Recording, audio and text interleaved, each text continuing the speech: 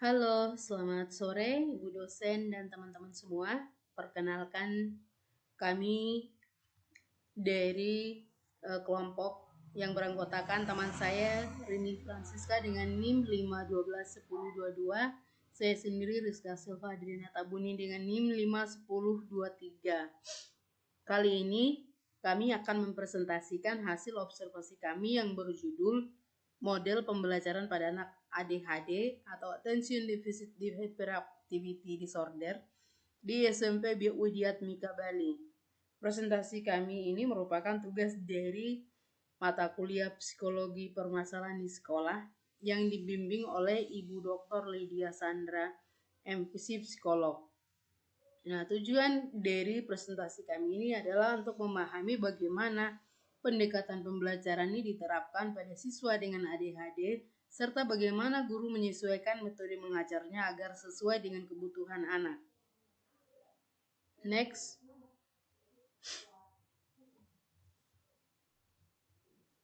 Di sini ada daftar isi, latar belakang, rumusan masalah, yang ketiga tujuan kegiatan, manfaat, landasan teori, deskripsi, hasil data, pembahasan, diskusi, dan kesimpulan serta saran. Next. Latar belakang. Anak dengan ADHD mengalami kesulitan fokus, impulsif, dan hiperaktif, sehingga mereka memerlukan pendekatan belajar yang khusus. Pendidikan inklusif memungkinkan anak dengan ADHD belajar bersama teman-teman dengan metode yang disesuaikan. Strategi pembelajaran seperti project based learning, media visual, instruksi sederhana, dan penempatan duduk dekat guru sangat terbukti membantu keterlibatan mereka. Kolaborasi guru dengan orang tua sangat penting untuk membangun dukungan yang berkelanjutan. Di SMP Widyatmika Bali menjadi lokasi observasi kami karena mereka memiliki asesmen awal untuk memahami siswa, termasuk siswa dengan ADHD kelas 9 yang kami amati. Di sekolah ini menerapkan pembelajaran berdiferensiasi yang sesuai untuk kebutuhan belajar anak ADHD. Nah, penelitian kami ini masih sedikit kajian mendalam terkait strategi belajar anak ADHD di kelas reguler. Next.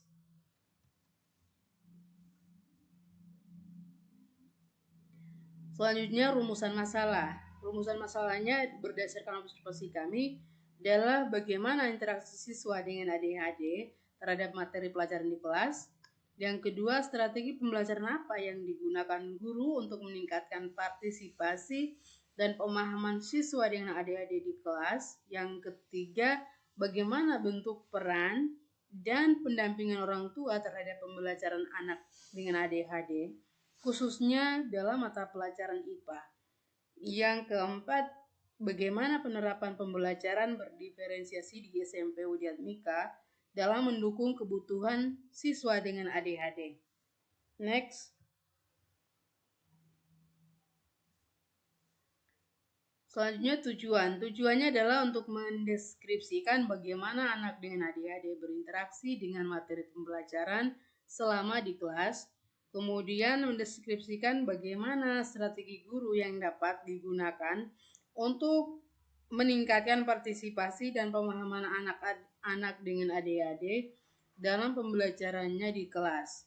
Yang ketiga, untuk mendeskripsikan bagaimana peran orang tua dalam mendampingi anak saat belajar di rumahnya. Yang keempat adalah untuk mendeskripsikan bagaimana model pembelajaran berdiferensiasi di SMP Widyatmika Bali. Selanjutnya, manfaat penelitian. Pertama, manfaat teoritis adalah untuk memberikan kontribusi terhadap kajian pembelajaran anak berkebutuhan khusus, yaitu terutama anak dengan ADHD dalam pendidikan inklusif. Yang kedua adalah untuk menambah literatur terkait strategi pembelajaran berdiferensiasi bagi siswa ADHD di kelas reguler. Manfaat praktisnya bagi guru adalah untuk memberikan panduan strategi pembelajaran yang sesuai untuk anak dengan ADHD. Kemudian bagi orang tua adalah untuk memberikan pemahaman dan dukungan peran dalam proses belajar anak di rumahnya. Bagi sekolah, ini menjadi bahan evaluasi dalam pengembangan pendekatan pembelajaran yang inklusif. Bagi kami sebagai observer, ini menjadi dasar dan pengalaman untuk menulis laporan lanjutan dan membentuk kami menjadi profesionalisme sebagai pendidik masa depan. Selanjutnya,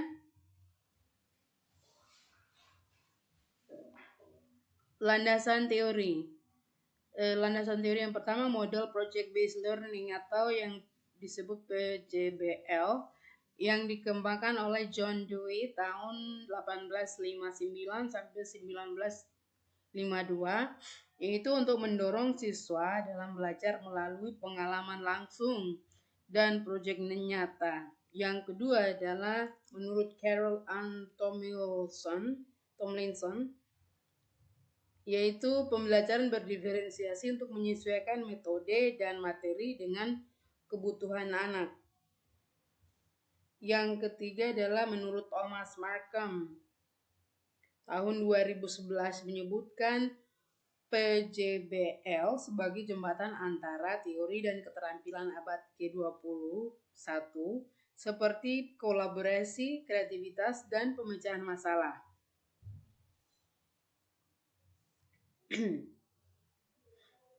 Selanjutnya Thomas Markham, Larmer dan Mergondal serta Bos tahun 2015 dari Bach Institute for Education merumuskan PJBL modern yang mencakup pertanyaan pemantik driving question, investigasi otentik, refleksi berkelanjutan, dan presentasi hasil ke audiens secara nyata. Selanjutnya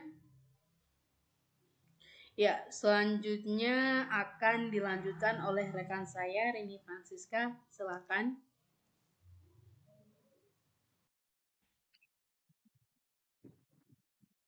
Terima kasih Adriana. Saya akan melanjutkan presentasi di slide berikut ini. Untuk deskripsi, di sini kita akan melihat identifikasi kasus yang dapat kita lihat adalah yang pertama, siswa ADHD sulit fokus dan cepat terdistraksi saat pelajaran. Yang kedua, terdapat perilaku impulsif, menyela, tidak sabar, dan bergerak terus-menerus. Yang ketiga, kurang mampu membangun interaksi sosial yang positif. Yang keempat, strategi guru belum sepenuhnya mengakomodir kebutuhan siswa. Dan yang terakhir, dukungan belajar dari rumah belum konsisten atau terstruktur. Next.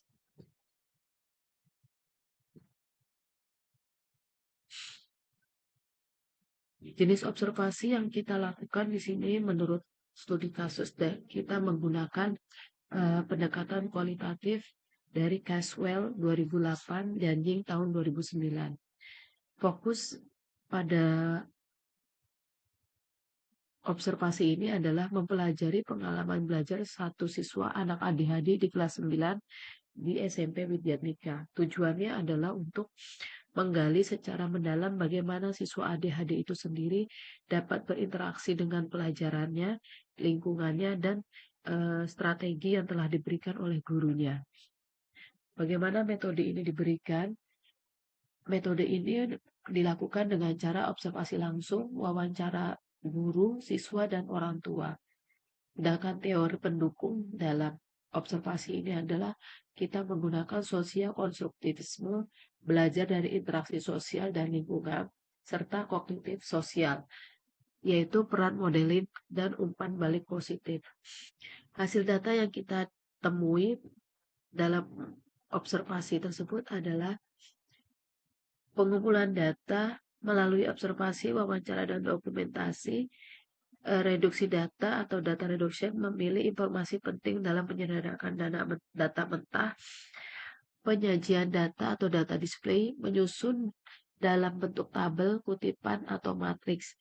serta penarikan kesimpulan, yaitu menyimpulkan makna data dan memverifikasi melalui gambar triangulasi data.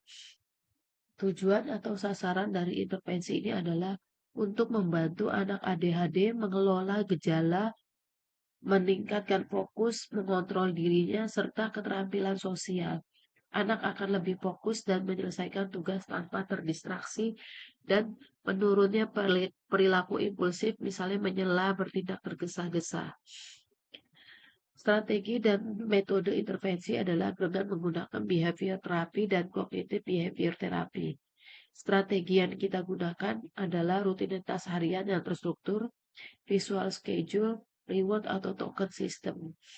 Latihan mengendalikan impuls, pause, dan time out untuk meredakan perilaku tidak terkontrol, lalu role playing keterampilan sosial, bergiliran dan berbagi, kolaborasi guru dan orang tua dalam mengawasi perubahan. Jadwal intervensi dan evaluasi dilakukan selama 4 hari, frekuensinya selama 4 sesi atau per hari. Lama sesi 45 menit. Tempat ruangan yang kita lakukan adalah di sekolah dan di dalam kelas. Evaluasi yang dilakukan pre-test, post-test dengan skala perilaku ADHD. Observasi langsung selama sesi berlangsung dan feedback harian dari guru dan orang tua. Di sini dapat kita berikan kesimpulan dari observasi tersebut adalah 1. Anak ADHD memiliki kesulitan di kelas reguler. Siswa ADHD menunjukkan kesulitan fokus, pengendalian diri, dan interaksi sosial saat pembelajaran berlangsung. Strategi guru efektif yaitu hubungan pendekatan visual, PJBL, dan pembelajaran berdiferensi mampu meningkatkan fokus dan pemahaman anak dalam pelajaran. Peran orang tua sangat penting. Kolaborasi aktif dengan guru membantu anak berkembang secara emosional, perilaku, dan akademik. Intervensi positif. Intervensi 4 hari dengan visual schedule, token reward, dan role play membantu anak dalam kontrol diri dan interaksi sosial. Sistem di sekolah yang mendukung. Pembelajaran berdiferensi di SMP Widyatika efektif bagi anak ADHD berkat asesmen awal dan pendekatan gaya belajar. Next. Saran yang bisa dilakukan adalah 1. Melakukan intervensi jangka panjang, melibatkan psikolog atau ahli perilaku dalam rancangan intervensi, mengembangkan instrumen evaluasi yang lebih terstandar. Demikian presentasi yang dari kelompok kami. Apabila ada kekurangan mohon dimaafkan dan agar kami jadikan pelajaran di presentasi-presentasi berikutnya. Dan apabila ada pertanyaan, kami persilakan.